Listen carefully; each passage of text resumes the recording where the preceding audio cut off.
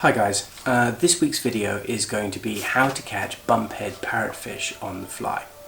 Now, I'm really lucky in the fact that I've caught up with Wesley de Klerk, who is one of the guides on Providence for FlyCastaway, and he's brilliant at catching bumpies. I'd almost go to say he's a bumpy specialist. So I'm going to pick his brains. We're going to go through all of the different facets of catching bumphead parrotfish on the fly, and because there's so much information, we're going to do this in two parts. So this week in part one, we're going to cover an introduction to the species, we're going to cover the habitat, and then we are going to cover the tackle and the setups that we need for it. And then in next week's video, we'll cover tidal phases, tactics, presentation of fly, hook, strike and fight, and landing bumphead parrotfish. So I hope you really enjoy this week, and I hope you'll also catch up with the second part next week. Let's chat to Wesley and see what he has to say.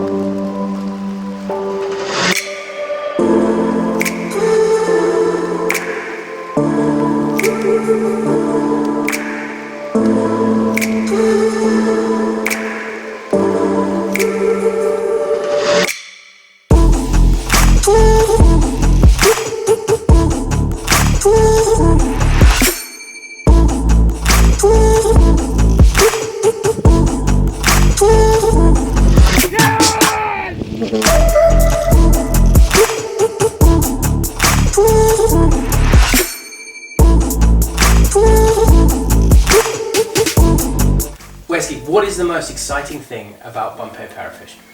Look Pete, there's a number of exciting facets about bumpies. Obviously the first one is their general appearance. They're just so markedly different to any other. Such a weird looking fish. Yeah, they're crazy. I mean, that big flat forehead, a big chomper, you know, they've got some it's like proper a pair chompers. of bowl croppers on the front. front. Yeah, 100%. I mean, that's obviously going to be to the detriment of the flying lip because the chances of him biting you off is really good, but you know, I know it. Yeah, you win some, you lose some, and you just roll with the punches and you'll eventually get one.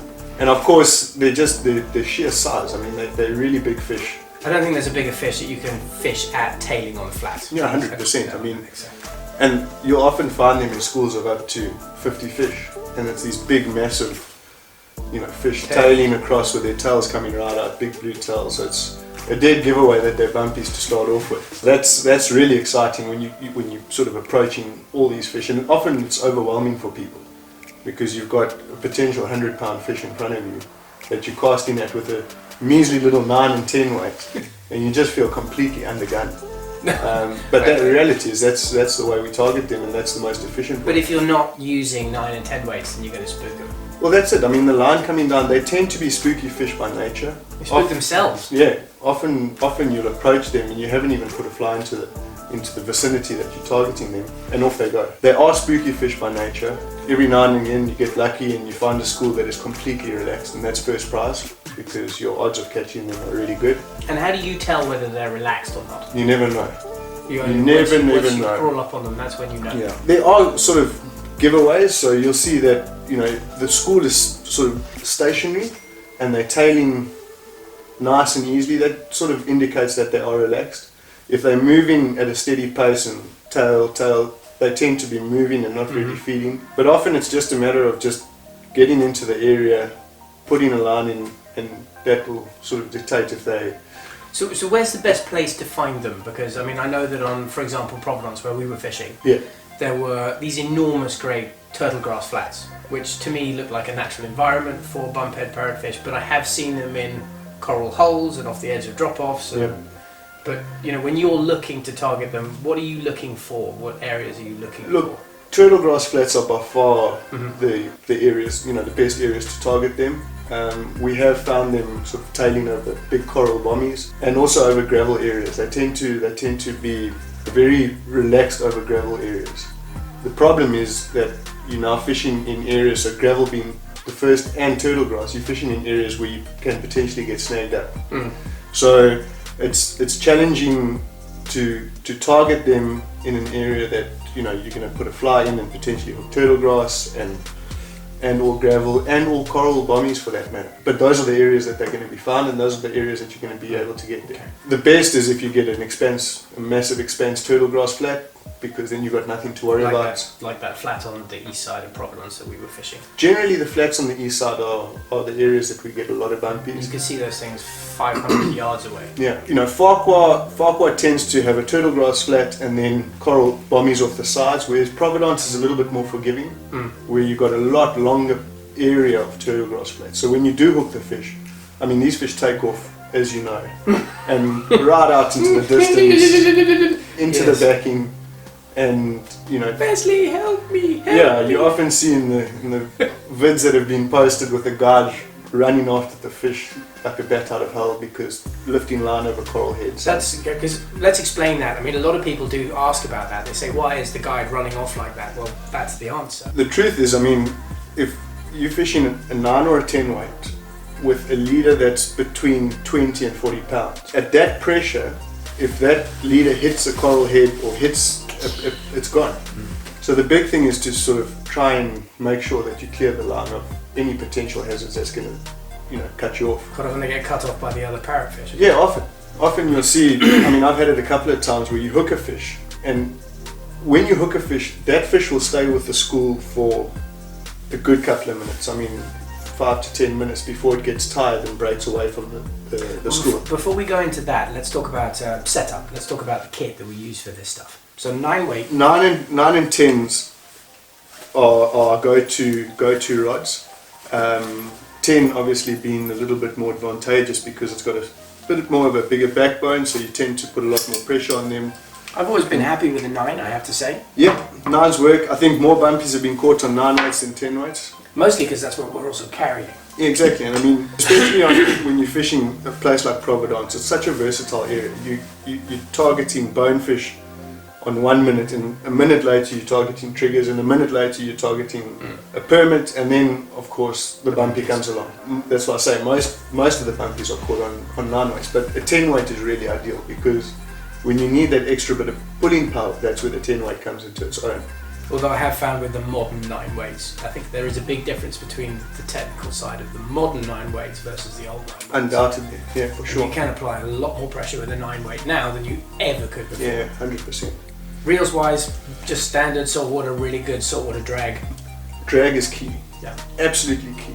If you've got a drag that's sticky, you're going to battle. It's got to be a nice smooth startup inertia. Smooth drag, you don't want that sticky inertia, because if you haven't sort of got a feel for fishing with a 20 pound line and you've got this 100 pound fish, guys tend to hold on. So you want that drag to be really smooth, and so it can run off into the abyss and you don't need to worry about it. Leaders, like I said, we chop and change the leaders all depending on how happy the fish are. So lighter leaders for slightly spookier fish? 100%. They tend to be very line shy, and often, ideally, you want to be fishing 40 pound for them. But if you I went to 40 pound after I got bust off for about the 6th time. Yeah, sure. If you're fishing at happy fish, you can afford to fish a 40 pound. If you find that the fish are a little bit spooky, we have to scale down, and often we scale down to sort of 20 pound fluoro. And would you be doing that with, because we're using furled leaders? Yeah, we use a furled leader purely because of the fact that it picks up a lot of shock. Yep. And it's also, I mean, it's more abrasive than just a straight leader. Tapered leaders work equally well, but that ferruled leader we found just maximizes your and chance that's of what landing. a surgeon's loop to the fly line. Yep. And then how are you connecting the end of that to your tippet? Onto the tippet, we'll use a ferruled leader that's ferruled all the way through, so we don't actually have knots in between. The more knots, the more chance that something's going to go. So we ferrule the leaders in such a way that it ferrules all the way down, and your tippet section is still part of that line, and that will then go straight onto your fly. I mean, it's not a complete necessity, is it? I mean, no. Tapered leaders. 4 tapered leaders. Fine, 100%. And what, go with something like an 18 pound, 20 pound, 20 pound, 20 permit leader, basically a permit leader. 20 pound minimum. Okay. I do find that fluoro is by far better than sort of normal standard mono. And that's because of the vision aspect of it. Two things. Firstly, the vision, and secondly, the fluoro tends to be harder. Those choppers, you want that extra bit of insurance. That anything that you can get on these fish, any advantage you can get on those fish, you'll take it. They make you cry sometimes. Oh, they can be frustrating, Pete. Not only from a fisherman's point of view, but from a guide's point of view, they can be the most frustrating fish. I mean, often you'll hook up to 5-6 fish in a day. And then not land any. And you've got nothing to show for it. It's just the nature of the beast. Yeah, that's fishing. Yep. That's why we call it fishing and not catching. 100%. Fly lines, obviously, match your fly line to the rod that you're fishing with firstly. But floating line? Ideally floating line. You do not want to be fishing a sinking line for those fish. So floating line, there's a lot of different lines on the market, but you want something that presents a little bit more subtly. So you don't want a big thick shooting head that's going to come down and slap the You water. don't want a rocket taper or anything like No, that? not at all. Long belly, light presentation lines. Exactly. Okay. And something that presents easily and that you're not going to spook the fish right off the bat. There's a number of different flies that we choose to fish for them with. The big thing with the fly, there's two very important aspects of the flies. The first being the strength of your hook. Okay. So you really want a solid hook that's You not want going the to heavy bend. wire hooks, like the owners or something like that? Owners, the Gamakatsus work really Yeah. well, the SL12Ss in say like a 2.0, but that all obviously suits the fly that you're tying it onto. So a merkin you can get away with a slightly bigger hook, whereas if you're presenting shrimp patterns, you can scale down ever so slightly. One has to keep in mind that obviously the mouth structure of these fish complicate the hooking up. That's an understatement. Yeah, obviously the big beak, and then the lips are really right on the outside, the beak is exposed, so you need a hook with a big gape to be able to pass through the beak and or the thick lips and then actually get it in the corner or get it on the outside of the mouth. The second thing is, and very important because it relates to the environment in which you're targeting them, is the fact that the flies need to have a weed guard. So if you're presenting to bumpies tailing over coral areas and or turtle grass, if you do not have a weed guard on that fly, you're going to end up being very frustrated because you end up hooking turtle grass and then you're out of the game. You're not going to have any chance at those fish And when whatsoever. you're talking about weed guards, are you thinking mono weed guards or 100%. wire weed or wire? No. No wire. Mono weed guards, Okay. 25 pound, 30 pound, tied onto the front, just behind the eye of the Just hook. Mason's hard mono. Exactly, Yep. coming back over the hook point, Okay. so that your fly is not going to hook up on bottom structure. And also what that helps with is, as we discussed with the foul hooking of the fish, you reduce your chances of that hook that foul happening. hooking the fish in the head. Which is really important. Yeah. So we don't want to sort of claim a foul hook fish. So having a weed guard just helps you not hook them in the top of the head. Yeah. And then the weight of the fly. Now it all depends on the water depth that the bumpies are in, and also how spooky they are. You don't want a big crab pattern with big heavy dunbar eyes and presenting to them, and then off they go, they're spooked. So you want something that has a medium sort of weight to it, so medium dunbar eyes, not overly weighted, that you can present to them when they're in just above knee-deep water. Obviously, if the tide is pushed in and you've got a lot of water that have inundated onto the flats, then you can afford to go with a heavier fly, just because you need to get that fly down into the zone.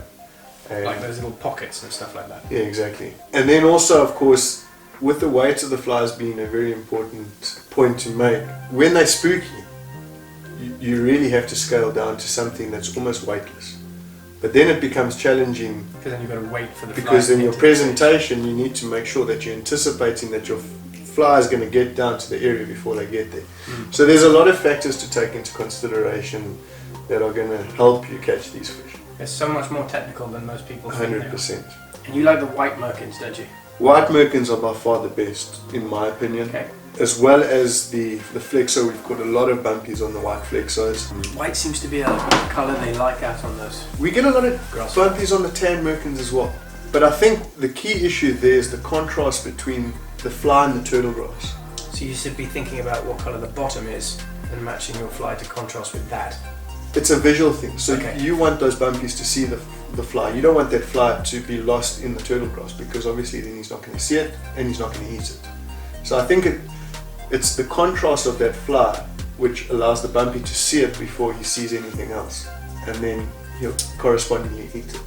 One of the things I did want to cover was people have told me, for example, oh, bumpies don't eat crabs. Well, I think we can both attest to the fact that we have seen a bumphead parrotfish come up to the fly and roll right over and inspect it and look at it and then... Absolutely. Hammer it. There's no doubt in my mind that they eat flies. No, we've seen it. I mean, I can tell you on a number of different occasions where you've presented to a bumpy whether he'd be really close and you actually see him pull off and eat the fly. Yeah. The first time I was skeptical, you know, right in the beginning. A lot of people were to begin with. Right in the beginning I was skeptical, but the first time that I actually saw a bumpy visually eat a fly was on Farquhar.